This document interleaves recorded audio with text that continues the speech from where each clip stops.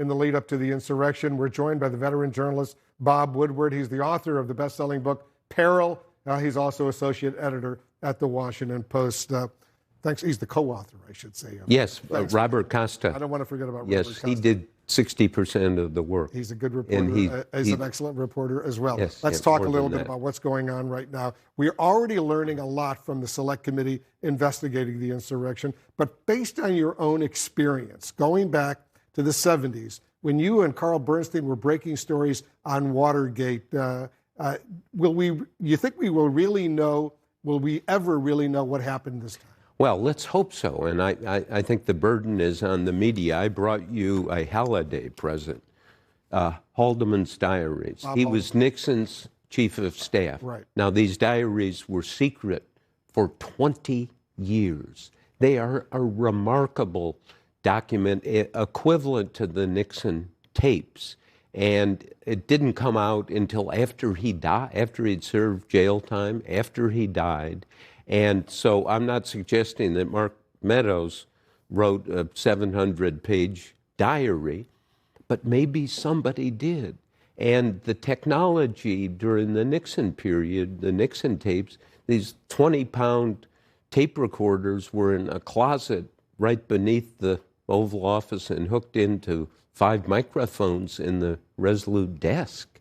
And so the question is, who has some documents? As we know, you can make tape recordings just with your cell phones.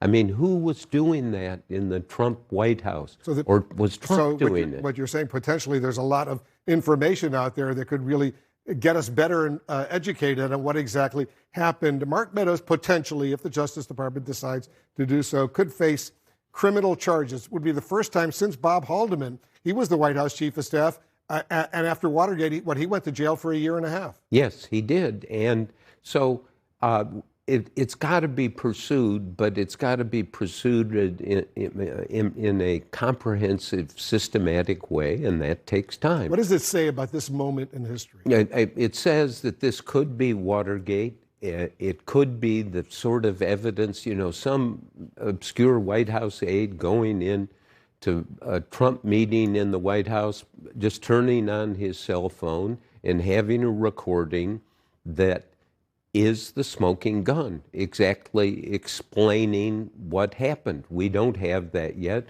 The January 6th committee is in pursuit, and Robert Costa and I and hundreds of reporters are looking at this, rightly so, because the answer maybe is out there, somebody sitting in their den watching you and saying, oh, I wish they knocked on my door. You say the reporters are looking at it, but the Select Committee, they have potentially a lot more evidence than reporters do. Oh, they do have. I mean, they have done a marvelous job up to this point. But they might lose their case in the Supreme Court in terms of forcing people to testify. So there's a lot of doubt surrounding this, but it's the old Ben Bradley rule, may I say, nose down, rear end up, moving slowly ahead. That's the only way to deal with this. Republican Congressman Jim Jordan has now confirmed that he was sending these text messages to Mark Meadows the day before the insurrection. He's confirmed that the text that was released, unnamed text, was his. How disturbing is it to see sitting members of Congress get involved at that stage in trying to overturn the presidential election? Well, I mean, this is the web, and it's got to be connected. I was very struck by another one of those texts in which somebody unidentified in Congress said, let's go to Signal. Well, of course, that is the encrypted